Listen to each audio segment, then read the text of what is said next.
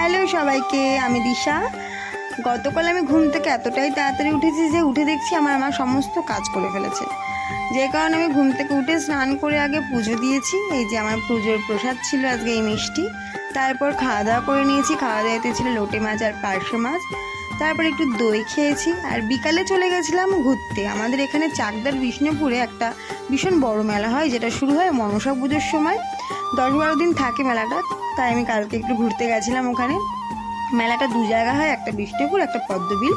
আমি আগে বিষ্ণুপুরে গেছিলাম, ওখানে অনেক কিছু কেনাকাটা ছিল, মেয়েদের ছেলেদের প্রচুর ঘর সাজানোর জিনিস ছিল।